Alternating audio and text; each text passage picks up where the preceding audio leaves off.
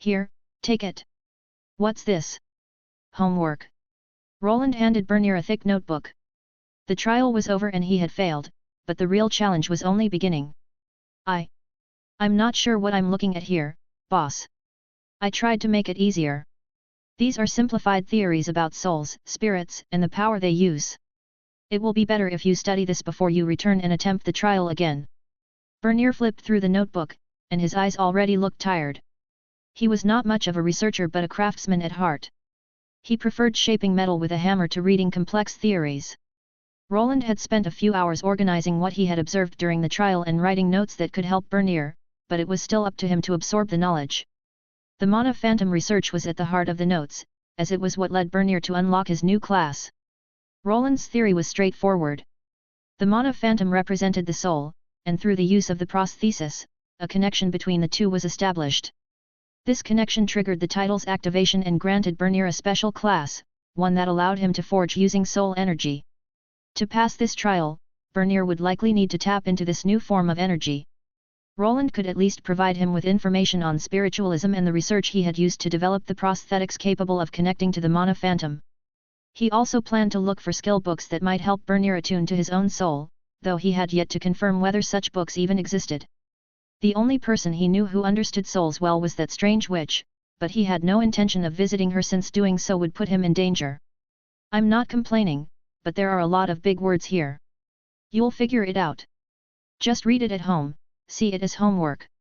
You sure come up with some strange phrases, boss. Bernier sighed and rubbed the back of his neck.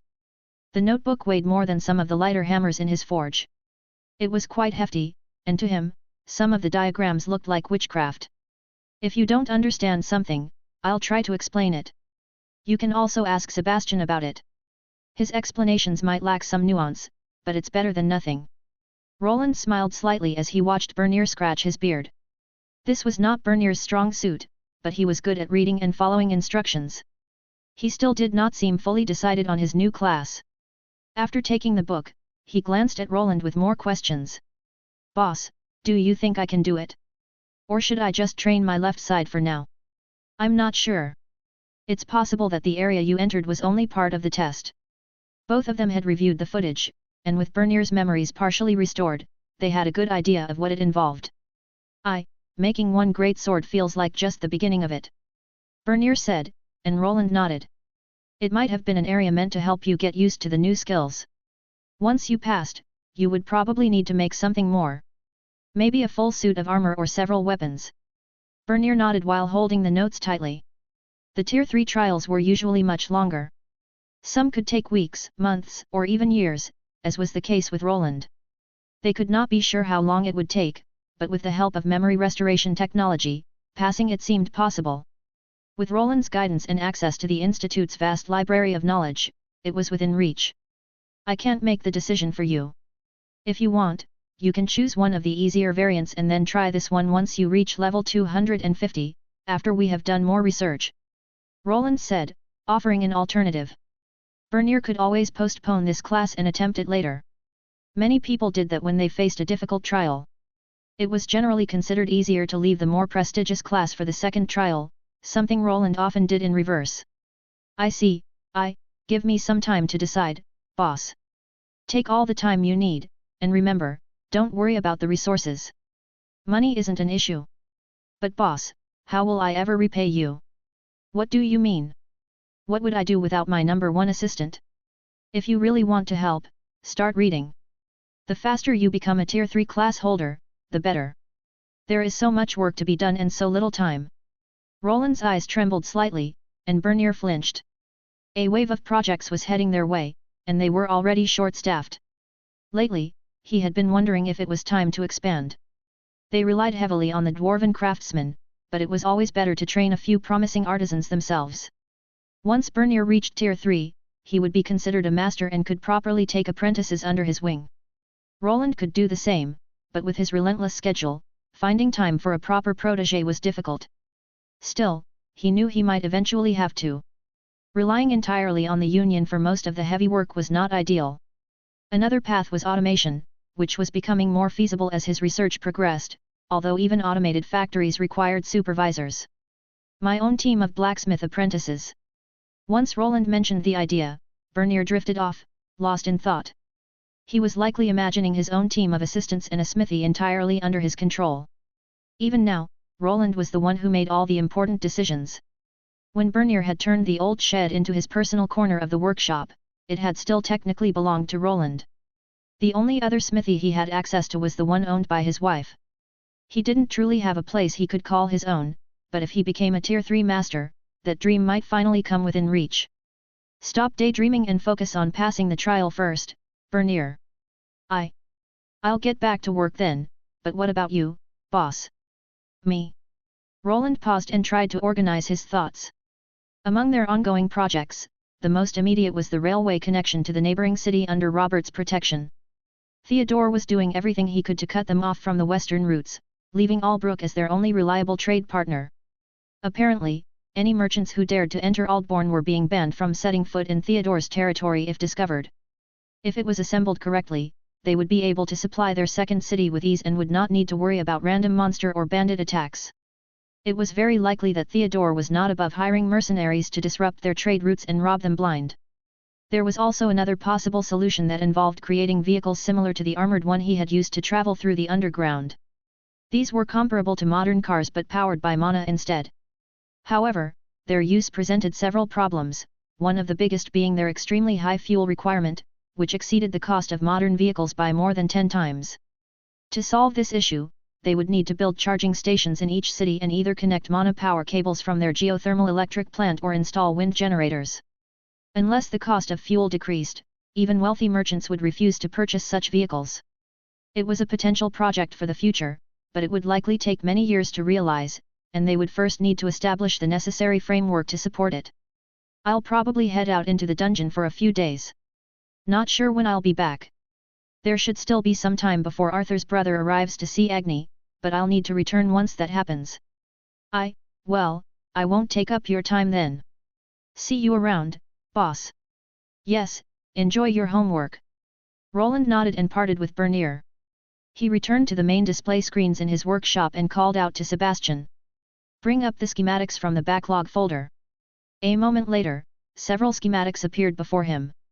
Some looked like variations of the spider golem, much larger than the ones he used in his workshop. These were designs and plans for various creations, most of them abandoned due to lack of time or funding. He had hoped to begin manufacturing some of them, but with his current schedule, that was no longer possible. I suppose these will have to wait for now. I'd really like to do that one. He looked at the large schematic on the screen. It filled several panels and depicted a massive vessel, one that did not sail the seas but the skies. The design was magnificent, almost unbelievable in its scale. Layered decks reinforced with runic plates surrounded a powerful engine that could outperform ordinary flying vessels. It was far larger than the standard airships and would make the ones used by the church look like relics. He had gone all in when designing the frame and calculating the necessary parameters. It resembled a flying fortress made of metal, though it still lacked a proper name. It would probably be better to build a smaller version first and train some people to manage it before going full throttle. With that in mind, he closed the schematics and turned his attention to one of the current projects, a train. He knew the Union dwarves would love this idea since they were passionate about building magical trains. With their help, he hoped to have a prototype running within a month and to lay the rails and power lines through the tunnel. We can use golems for the railway system. It should not take that long. I'm glad we managed to get this thing running at all. Roland looked at the display screens. The graphical interface was simple, but it resembled some of the old operating systems from his world. One icon showed a dwarven craftsman, and when he clicked it, a direct line connected to his associate at the Union. Sebastian, transfer the updated schematics to Master Brilvia and tell her we will move forward with the project in a week's time. Through his AI helper, he could transfer large files and have them printed inside the Union building. This saved him the trouble of speaking directly with the grumpy dwarven craftsman who always found something to complain about. Using this method, he could avoid unnecessary conversations and exchange ideas through the runic operating system being implemented in the city. It was the same system he had introduced to Halbrecht, and if everything went as planned and he convinced the nobles, the runic network would spread across the entire island and provide him with all the data he needed. Once that was settled, he brought up the layout of his own home. It was divided into 3 main sections. The first was his old workshop, the land where he had started out. To the east were the dorms where the young children stayed, which Elydia planned to expand and connect to the school system. To the south was Rastix and his laboratory, which he intended to move even farther away to avoid the risk of an explosion destroying everything. This left the northern side as the best area for the next expansion. One of the things he still lacked as a Tier 3 class holder who used golems was a set of Tier 3 golems made from metal as strong as mithril. To create larger golems and perhaps a factory for their parts, he planned to build further in that direction. Good, let's go stretch my legs then. With many processes now running through Sebastian, he was ready to return to the dungeon where he had left off. The last time he was there, he managed to gain several levels with relative ease, and now he needed to do the same again. He still needed more than 40 levels to reach the next threshold, and since the monsters there reached well over level 300, it seemed possible. I need to find a good grinding spot first, but also. The face of the craftsman he had rescued from the dungeon appeared in his mind. The man had been questioned and held in Albrook for a few days before being released. The mates had taken him to another city and released him there as if that was the city of their origin. No one would know that he was taken to Albrook first, even if they asked. There, he received some money to help him return to his home city, Isgard. One of their people was assigned to protect him until he reached Isgard safely. Roland was still uneasy about the power dynamics within the Adventurers Guild and wondered how they would react once the man reported the attempted murder. With some luck, the whole matter will resolve itself. Although Roland was an influential figure in this region, in the world of adventuring he was only a large fish in an endless ocean. There were many Tier 3 class holders in the kingdom, and even some who were far stronger. He preferred not to involve himself with such potential threats. It was better to leave this issue to the Isgard Adventurers Guild while he quietly gained more levels and grew stronger. He had already acquired a valuable skill upon reaching level 50, and he hoped to obtain many more. With everything settled in his mind for the moment, he walked toward his armory. From there, he retrieved his suits of armor. The workshop doors opened with a hiss as he stepped out, now wearing his rune salamander armor. It had been restored to working order, although the one he had used during the last incident needed to be rebuilt entirely. Yet that was not all he carried. In his hands, he held something else, something not meant for a human. I'm sure he'll be happy. Roland moved toward the elevator and soon found himself outside. The air was fresh, and for now, he kept his helmet off. He looked around for a certain rowdy companion, knowing he had something special prepared for him. Agni, where are you? Come here.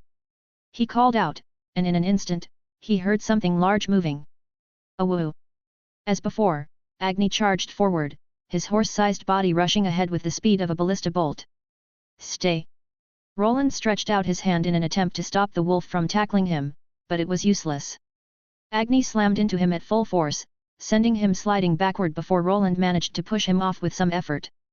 Stop it, Agni! If you don't behave right now, I won't take you with me to the dungeon. Worf! The moment Roland said this, Agni froze. Then he rolled onto his back, showing his belly in a submissive gesture. If he were smaller, it might have looked cute, but his size made the display somewhat intimidating. Who taught you that? Never mind. Just stay still while I put on this harness and helmet. Don't take them off. They will protect you from the neurotoxins and also enhance your magic power. Now, change into your ruby form first. Woof! Agni got up from the ground and followed the order. The sunlight wolf form shifted and soon rubies burst from his fur. Within moments, he was in his slightly larger form, and Roland could slide the wolf armor onto his companion. The dungeon held many dangers, and with the armor on, Agni would at least be protected from any poisonous air he might breathe in. Remember, don't chase any monsters unless I tell you to. Even if you see something interesting, wait for me to check it first, okay? Awoo! Roland wasn't sure if Agni understood the instruction, but he had already decided to take him along. Agni's level hadn't improved much recently, so it was time to help him catch up. The plant-based lesser dragons would make perfect opponents. Good. How does it feel? Can you move around? The armor was a tight fit, but it didn't stop Agni from taking a few steps forward. The plates shimmered faintly as fire amplification runes glowed across them. After watching Agni jump and trot around for a few minutes, Roland nodded. Good, it looks like it fits you well. Rrrr. Agni barked proudly, lifting his head high as his ruby fur glowed under the light. Let's go then, and try not to cause any trouble. The two soon departed, heading toward their next destination, the dungeon infested with lesser dragons.